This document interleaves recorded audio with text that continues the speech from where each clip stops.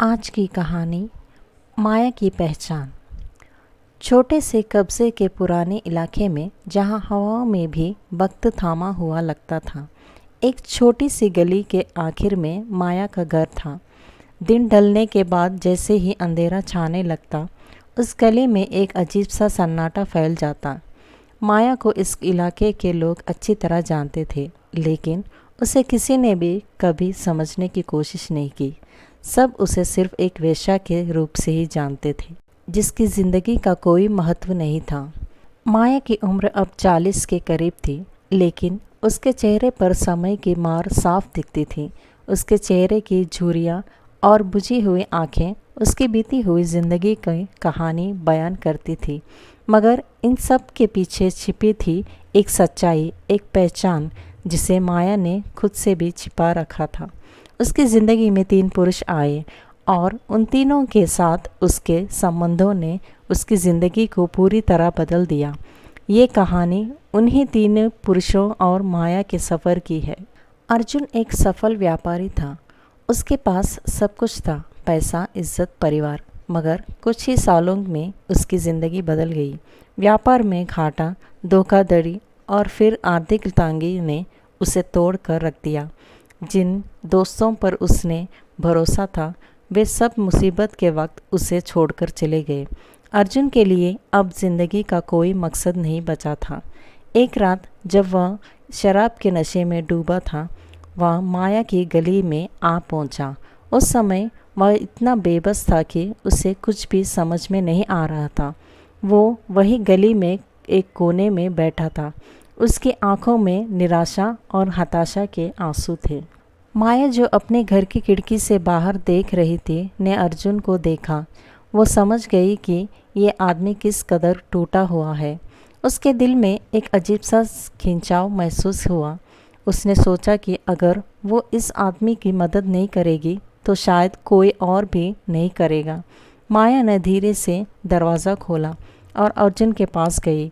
उसने अर्जुन से पूछा, क्या हुआ भाई साहब, आप ठीक तो हैं? अर्जुन ने माया को देखा। उसकी आंखों में एक दर्द और करुणा की लहर दौड़ रह गई। उसने माया को एक अजनबी समझकर नज़रअंदाज करने की कोशिश की, लेकिन माया की आवाज़ में कुछ ऐसा था जिसने उसे रोक लिया। उसने अपनी सारी कहानी माया को बता दी। कैसे उसने अपने सब कुछ खो दिया, कैसे उसके अपने भी उसे छोड़ चले गए और अब उसे अपनी ज़िंदगी बेकार लग रही थी।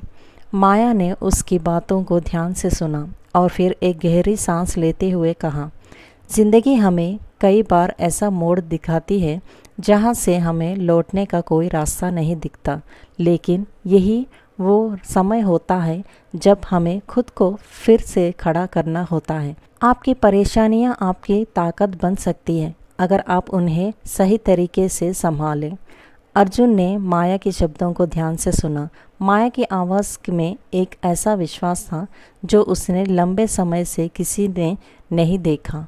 उस रात अर्जुन ने फैसला किया कि वो माया के कहे शब्द पर अमल करेगा और अपनी ज़िंदगी को एक नए सिरे से संवारने की कोशिश करेगा। वो माया का शुक्रगुजार था जिसने उसे उस रात अंधकार से बाहर निकालने की कोशिश की। धीरे धीरे अर्जुन ने अपनी ज़िंदगी को फिर से पटरी पर लाने की कोशिश शुरू की। वो अब हर दिन माया से मिलने आने लगा। माया के साथ बिताए गए हर पल उसे अपने जीवन को समझने और उसे जीने का नया तरीका सिखा रहा था। माया ने अर्जुन को सिखाया कि असफलताएं भी जीवन का एक हिस्सा होता है, लेकिन उसमें हार मान लेना सही नहीं है। उसने उसे सिखाया कि ज़िंदगी में अगर कुछ खो जाता है तो कुछ नया पाने के लिए खुद को तैयार करना चाहिए। अर्जुन अब माया का आदर करने लगा था, उसे समझने लगा था। वो अब माया को एक वेश्या नहीं बल्कि एक सच्ची दोस्त और मार्गदर्शक के रूप में देखता था। विजय एक सख्त मिजाज का पुलिस अधिकारी था। उसकी ज़िंदगी में ईमानदारी, कर्तव्य और कानून ही सर्वोपरि थे। विजय ने अपने जीवन में कभी कोई गलत काम नहीं किया था और वो चाहता था कि उसके इलाके में भी सब कुछ कानूनी के दायरे में रहे, लेकिन माया जैसी महिलाओं का अस्तित्व उसकी सोच के लिए खिलाफ थे। उसने माया के पेशों से सख्त नफरत थी। विजय ने माया के बारे में सुना था। उसके मन में माया के प्रति एक गहरी नफरत थी। वो सोचता था कि माया जैसी औरतें समाज के लिए खतरा है और उन्हें सख्त सज़ा मिलनी चाहिए। एक दिन विजय ने माया के घर पर छापा मारा। उसने सोचा कि वो माया को रंगे हाथ पकड़ लेगा और उसे जेल में डाल देगा, लेकिन उसे माया के घर में कुछ भी ऐसा नहीं मिला जिससे उसे गिरफ्तार किया जा सके। विजय की नज़र माया पर पड़ी, जो शांत और स्थिर खड़ी थी। उसने विजय को किसी भी तरह का विरोध नहीं किया। विजय ने उसकी ओर इशारा करते हुए कहा, तुम जैसे लोग समाज को बर्बाद कर रहे हो। एक दिन तुम्हें तुम्हारे कर्मों की सज़ा ज़रूर मिलेगी। माया ने उसकी आंखों में देखा और हल्की मुस्कान से कहा, विजय जी, मैं जानती हूँ कि आप क्या सोचते हैं, लेकिन हर कहानी के दो पहलू होते हैं। क्या आपने कभी सोचा है कि कोई महिला अपनी मर्जी से इस रास्ते पर क्यों चलती है?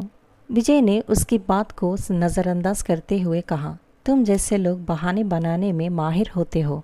माया ने फिर भी हार नहीं मानी। उसने विजय को अपने घर आने का निमंत्रण दिया और कहा, अगर आप सच में जानना चाहते हैं कि मैं ये सब कुछ क्यों करती हूँ, तो एक बार मेरे घर आकर मेरी कहानी सुनिए। विजय ने सोचा कि माया के घर जाने से शायद उसे कुछ सबूत मिल जाए, इसलिए उसने उसका निमंत्रण स्वीकार कर लिया।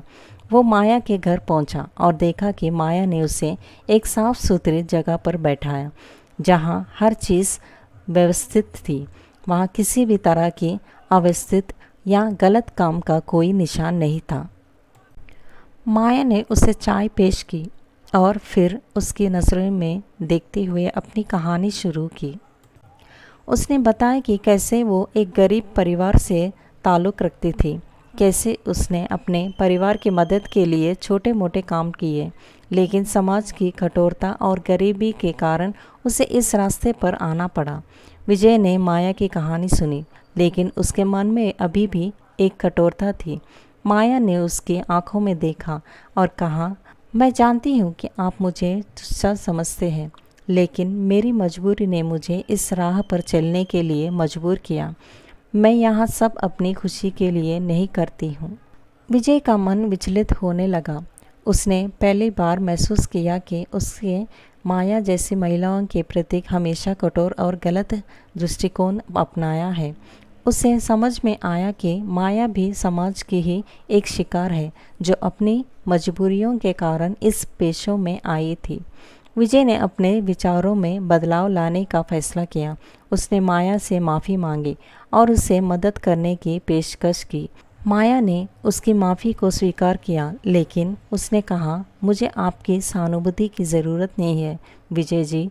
मुझे बस समाज से वही इज्जत चाहिए जो बाकी लोगों को मिलती है।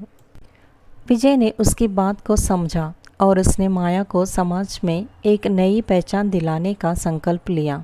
उसने अपने विभाग में माया के लिए एक नई योजना बनाई, जिसमें माया जैसी महिलाओं को समाज में पुनः स्थापित करने का प्रयास किया जाएगा। श्याम माया का पुराना प्रेमी था। एक समय था जब माया और श्याम एक दूसरे से बेइंतहा प्यार करते थे। श्याम के लिए माया उसकी दुनिया थी, लेकिन हालात ने उन्हें अलग कर दिया।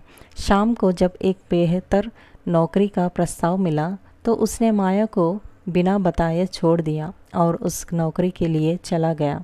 माया उस वक्त श्याम से बहुत प्यार करती थी, लेकिन श्याम के अचानक जाने से उसकी दुनिया बिखर गई। उसने कई सालों तक श्याम का इंतज़ार किया, लेकिन श्याम कभी वापस नहीं आया। माया का दिल टूट गया और वो धीरे धीरे इस कठोर पेशों में आ गई। कई सालों बाद जब श्याम की ज़िंदगी में सब कुछ ठीक हो गया था, उसे अचानक माया की याद आई। उसने सोचा कि वो माया से मिलने जाए और उसे अपनी ज़िंदगी में वापस लाए। श्याम को पता ही नहीं था कि माया अब कैसी है और क्या कर रही है। वो बस उसे ढूंढने के लिए उस कब्ज़े में वापस आ गया जहाँ पहले वो रहता था। श्याम ने कब्ज़े में माया के बारे में पूछताछ की और अंत में उसे माया का पता मिल गया। जब वह माया के घर पहुंचा तो उसने देखा कि माया अब पहले जैसे नहीं थी। उसका चेहरा थका हुआ है और उसकी आंखों में पहले वाला प्यार नहीं था। श्याम ने माया को देखकर कहा, माया, मैं जानता हूँ कि मैंने तुम्हें बहुत दर्द दिया है, लेकिन मैं आज भी तुमसे उतना ही प्यार करता हूँ जितना पहले करता था। माया ने श्याम की आंखों में देखा, लेकिन अब उसकी आंखों में प्यार की जगह एक नई पहचान थी। उसने श्याम से कहा, तुम्हारी माफ़ी मेरे लिए कोई मायने नहीं रखती श्याम। मैं अब वो माया नहीं हूँ जो कभी तुमसे प्यार करती थी।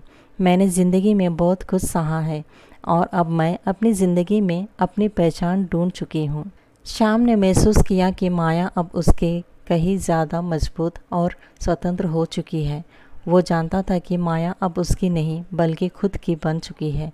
उसने माया को उसकी नई ज़िंदगी में खुश रहने की शुभकामनाएं दी और कहा, अगर तुम्हें कभी मेरी ज़रूरत हो तो हमेशा मैं तुम्हारे साथ देने के लिए तैयार हूँ। माया ने अपनी ज़िंदगी के तीनों महत्वपूर्ण पुरुषों अर्जुन, विजय और श्याम से अलग अलग कुछ महत्वपूर्ण सबक सीखे। अर्जुन ने उसे सिखाया कि जीवन में असफलता भी सफलता का एक हिस्सा होती है, जिसे हमें धैर्य और समझदारी से अपनाना चाहिए। विजय ने उसे ये समझाया कि कानून और समाज की नज़र से देखे जाने वाले अपराध और उसके पीछे की मजबूरियों में बड़ा अंतर होता है। और श्याम ने उसे ये सिखाया कि प्यार का असली मतलब खुद से प्यार करना और अपनी पहचान को अपनाना ही होता है। अब माया ने फैसला किया कि वो अपने अतीत को पीछे छोड़कर एक नई शुरुआत करेगी। उसने अपने पुराने घर को छोड़ दिया और एक नई जगह पर जाकर रहने का निर्णय लिया। वहाँ उसने एक छोटा सा व्यवसाय शुरू किया, जिसमें वो उन महिलाओं की मदद करने लगी जो समाज की बेड़ियों में जकड़ी हुई थी और जिन्हें किसी ने समझने की कोशिश नहीं की थी। माया ने समाज में अपने लिए एक नई पहचान बनाई। उसने दिखा दिया कि एक वेश्या का तमगा उसकी इंसानियत, उसके सपने और उसकी पहचान को नहीं माप सकता। माया अब एक सफल और सम्मानित महिला के रूप में जानी जाती थी, जिसने अपने जीवन की कठिनाइयों से लड़कर अपनी एक अलग पहचान बनाई। उसने अपनी नई ज़िंदगी में अर्जुन, विजय और श्याम के साथ एक दोस्ती का रिश्ता कायम रखा, लेकिन उसकी प्राथमिकता अब उसकी खुद की पहचान थी। माया ने समाज को दिखा दिया कि इंसान की पहचान उसके काम से नहीं बल्कि उसके इरादे और संघर्षों से होती है।